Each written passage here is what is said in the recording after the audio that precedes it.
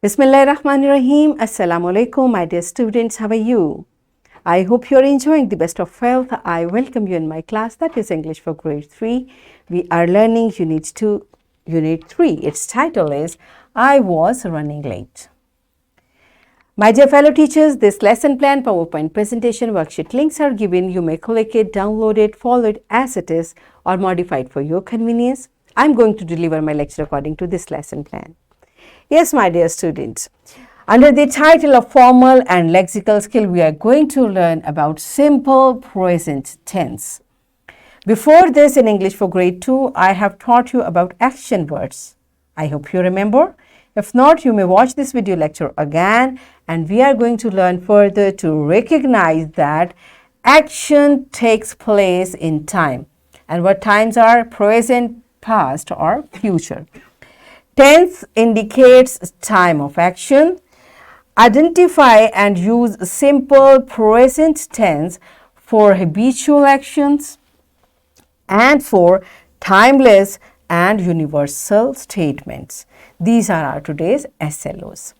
Let's start with the name of Allah subhanahu wa ta'ala. Allah mentions in Quran, Surah Al-Baqarah, verse 255, He, Allah, knows what is presently before them and what will be after them, and they encompass not a thing of His knowledge except for what He wills. Yes, my dear children, this beautiful verse tells us about the action which are presently, means which we are doing right now, and what will be after them, means whatever will be happening after us. So Allah knows everything, beta. Whatever we do, whatever we have done, whatever we will be doing, every time we should be conscious of Allah subhanahu wa ta'ala. We should know that Allah is watching us all the time and Allah knows everything, right? So my dear children, do you remember that verb refers to time, present, past, or future? When I was telling you about verb, I explained it to you. So do you remember that? And without verb, we cannot make a sentence, right? And what the verb is, by the way? Yes, verb is action word. It refers to time, like it's action. And in this word, whatever the verb we are using, in this word we find the time of the work as well. It can be present, past, or future. They are on, we divide like there, either it's present or it has gone or it is the time to come. Okay, so the present is called present. What has gone, it's called past, and what will happen, it's called future. Okay, you want to know more? Okay, what is this? This is your past. You, all of you, when you were babies and you were crawling, so that time has gone, that's why it's past. And all of you, you are sitting in grade 3, it's your present. And after a few years, you will be in high school, girls and boys both, so it's your future. Do you understand? Can you relate with the verb and actions of past, present, and future? Okay. Now, my dear children, beta, when we make a sentence, there is a subject and a verb and object. What is subject? Subject is the one who does the verb.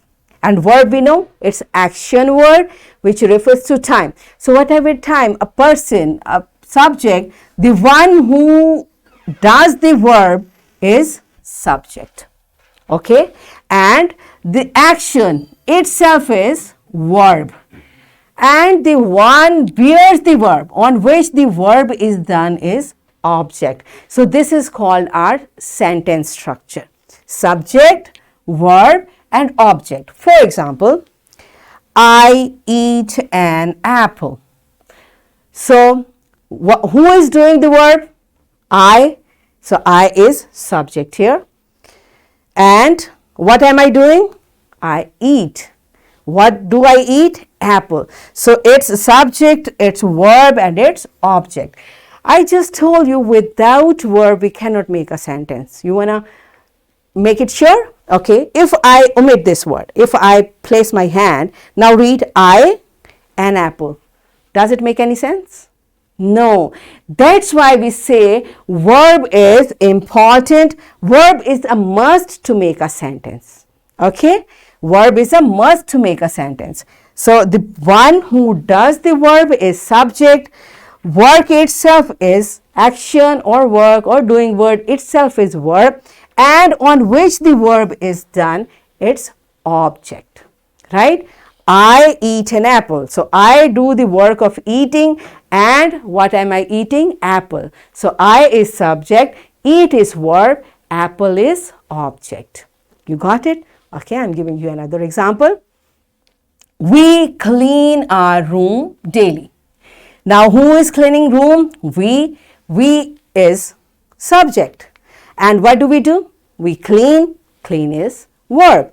And what do we clean? Our room. It's object, right? Again, my parents buy toys for me. So, who is doing something here? My parents. So, my parents is subject. What do? They buy. Buy is verb. And what do they buy? Toys is object. Are you getting it? Okay. Cows eat grass. Cows, subject. What do? They eat is verb, and grass is object. This is the sentence structure. Okay. Now, when an action is done as a routine or habit. As a routine, what does routine mean? Means my routine is to get up early in the morning. That's a routine. I offer my Fajr Salah. That's a routine. And I used to walk for 10 minutes. That's my habit. So, whenever we talk about a routine or a habit, we use simple present tense. Okay? We use simple present tense. We offer namaz daily. It's our routine. Every day we offer namaz 5 times a day. It's our routine, and we use simple present tense. Okay? And how do we make a sentence in simple present tense? Here is the structure. They brush their teeth twice a day. So, these are the examples of habits and routine. I respect my elders. Animals like natural environment. Okay, so all these sentences are referring to routine and habit, and the sentence structure over here is subject, verb, and object. And what subject can be? I and we, you, he, she, it, or they. And second thing is verb, and third thing is object. Now, my dear children, whenever your subject is I, we, you, or they, we simply use first form of verb.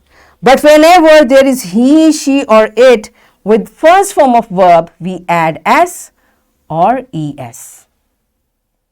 You want to know how? Okay, here we go.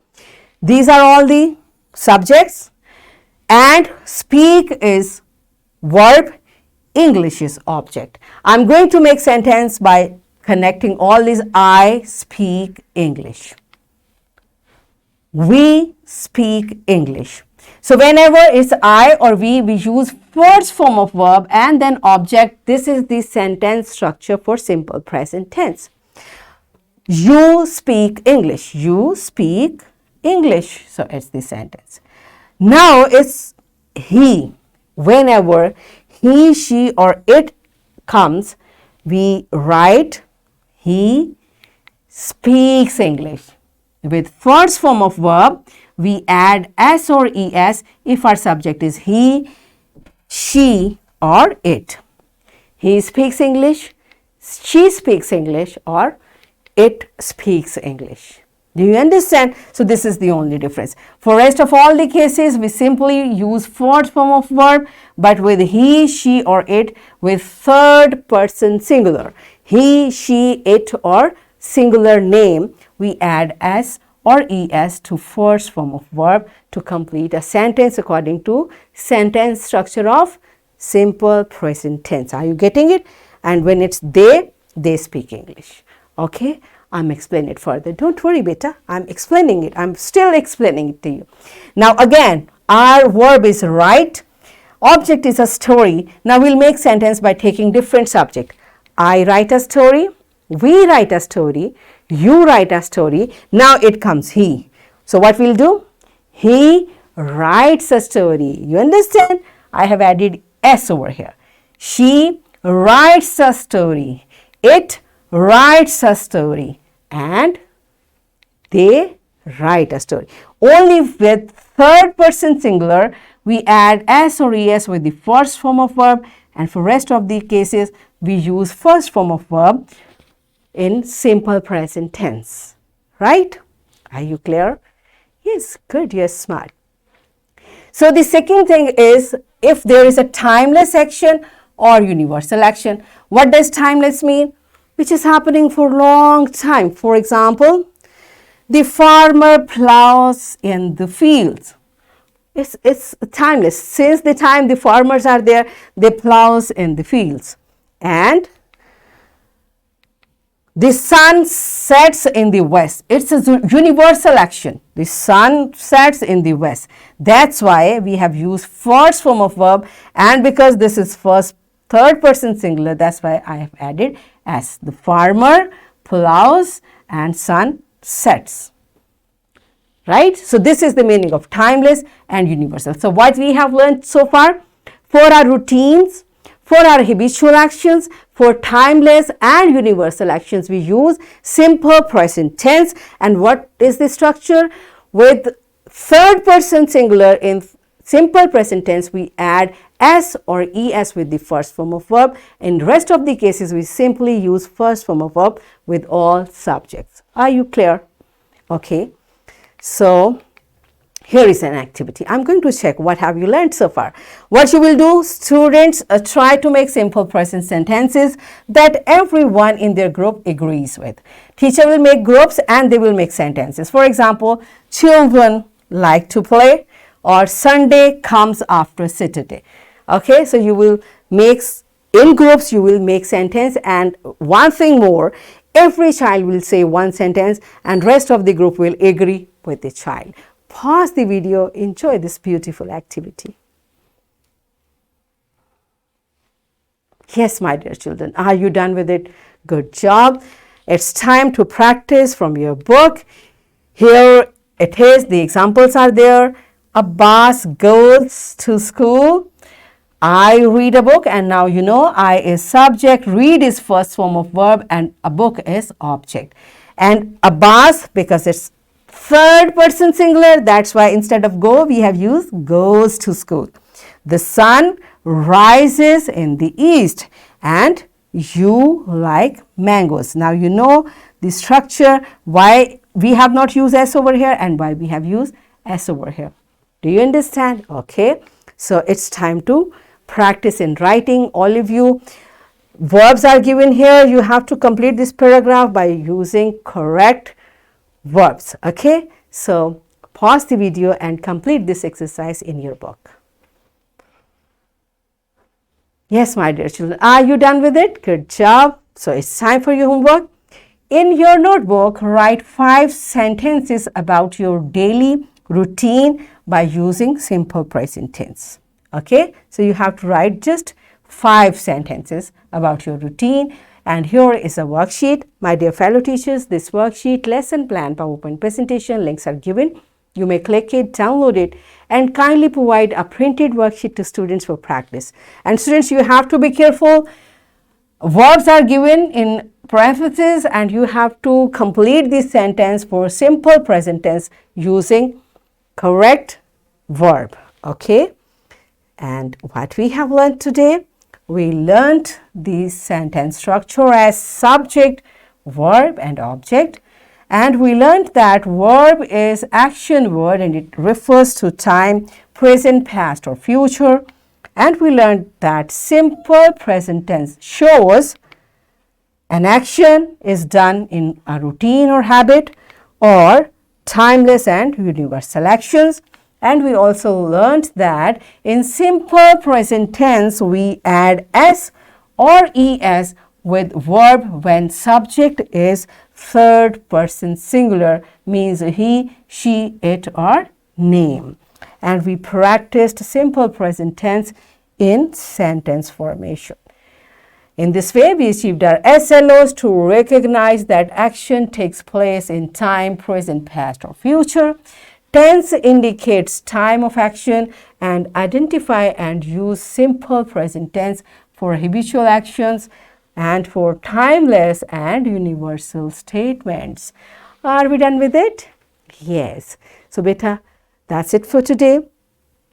Tomorrow I'll come again with a very interesting lesson. Till the time, keep learning, keep practicing, take very good care of yourself and the people around you. Thank you and Allah Hafiz.